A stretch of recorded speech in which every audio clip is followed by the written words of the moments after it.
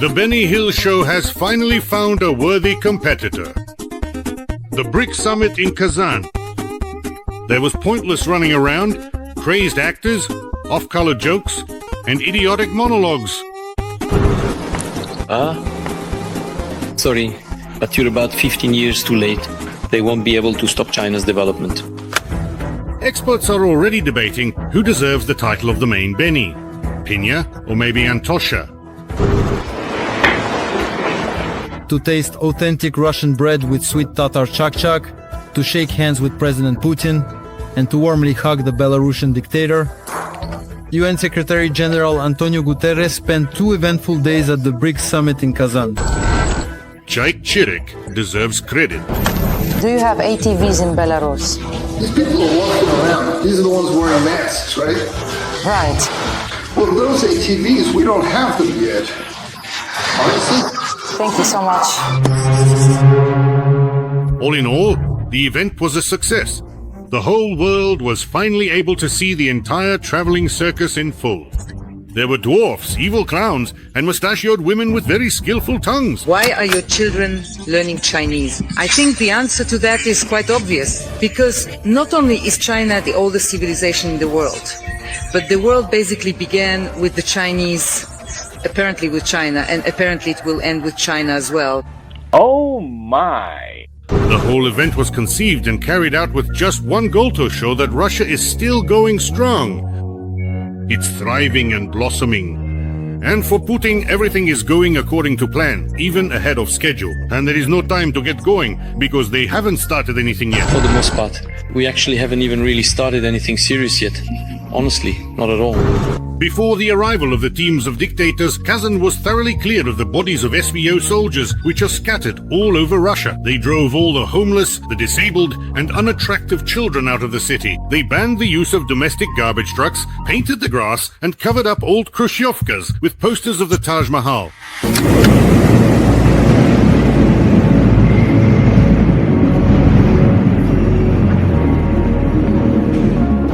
Kazan was turned into an absolutely sterile place where the only harmful bacteria were present directly at the summit itself. And, well, in Sergei Lavrov's nose. There are also significant issues with other BRICS countries. Although, most likely, Lavrov was trying to pick out Russia's greatness from his nostril to show it off to his partners. But before that, the greatness was trampled by a sad little horse, and he responded in a very diplomatic way by issuing a note of protest. Ow! My leg hurt! Lavrov showed the world true Russian culture. And Putin showed the world true Russian dementia. The cigarette butt started rambling again, and he began destroying tens of thousands of units of Ukrainian equipment on the fly. Just in the Kursk region, the Knight of the Pale Moon personally strangled 19,000 tanks and armored personnel carriers. In just over the past month on the Kursk front, I think there have already been approximately 18 to 26,000 losses. 26,000. Those are both medical and irrecoverable losses. That kind of statistic made all the chakras of the Indian Prime Minister close up. And Xi Jinping had a look on his face as if he had just seen the very first patient who contracted the coronavirus. The presence of some participants at this gathering was a bit surprising. For example, Turkey, a NATO country, Armenia, a country that would do well to be in NATO, and UN Secretary General Guterres.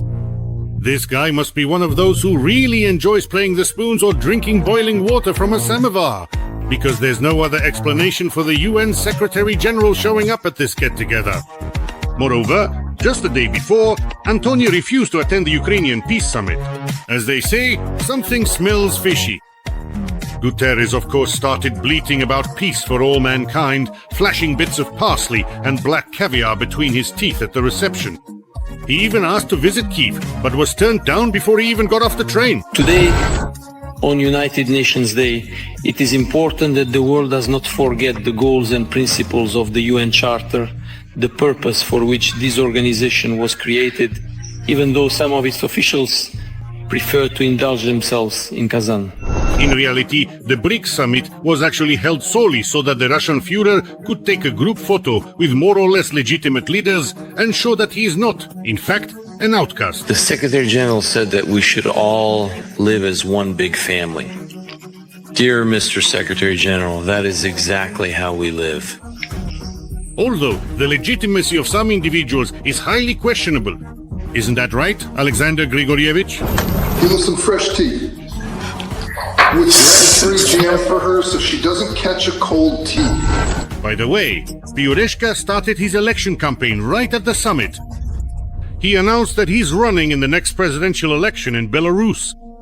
So how were the elections? Well, how about the president? There will only be one thing to vote on. What outfit will Lukashenko wear while running around the palace with a machine gun? Leather or latex?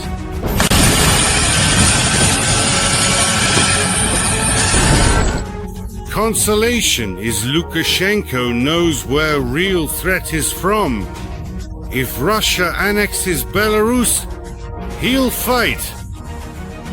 Lukashenko threatened war if Russia attempts to annex Belarus. He said this in an interview with Russian Izvestia. Russia can never annex Belarus, as doing it twice would be strange.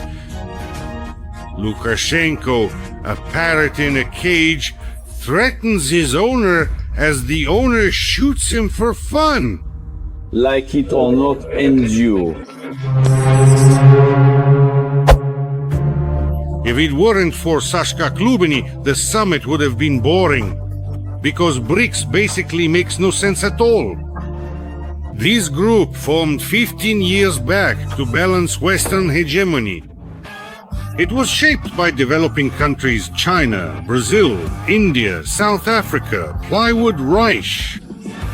Goal: beat Europe, America.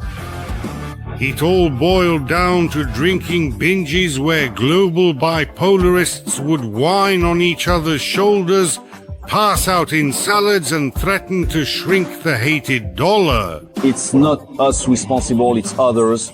We're not opposing the dollar. But if we can't use it, what can we do? So we're forced to find other alternatives. 15 years later, they showed the candy wrapper. Putin revealed the BRICS currency. Many thought it was fake or an info-op, as the flags were wrong.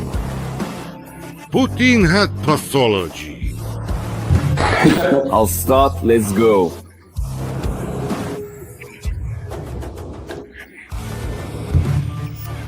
Many saw the BRICS summit as humiliating for the US, a slap to Uncle Sam.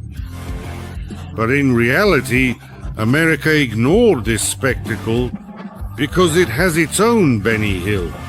Trump stole all the attention, claiming he had prevented a war between the US and France. My personality stopped wars, stopped wars.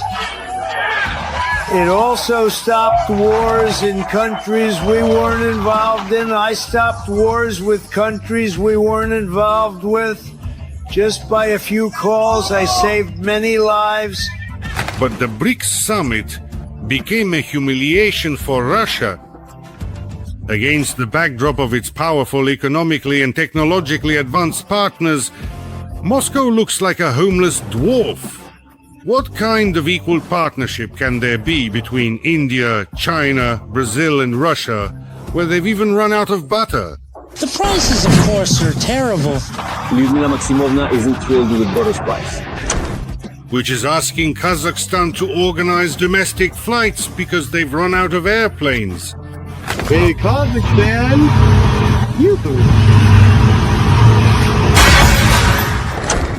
Even in Brazil, jungles full of spiders and anacondas, they make planes. Russia, they produce foam at the mouth.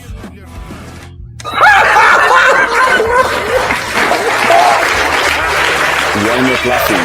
Not funny. Didn't get it? This is Russia.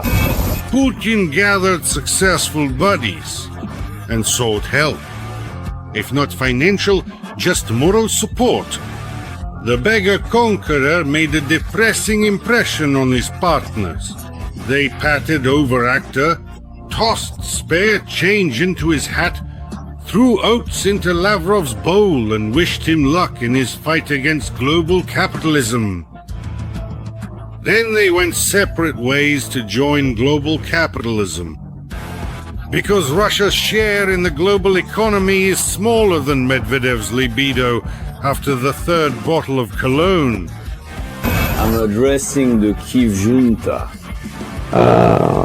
You can bomb our oil depots, you can bomb our air bases, you can destroy our warehouses, but if even one more distillery gets hit, you're full.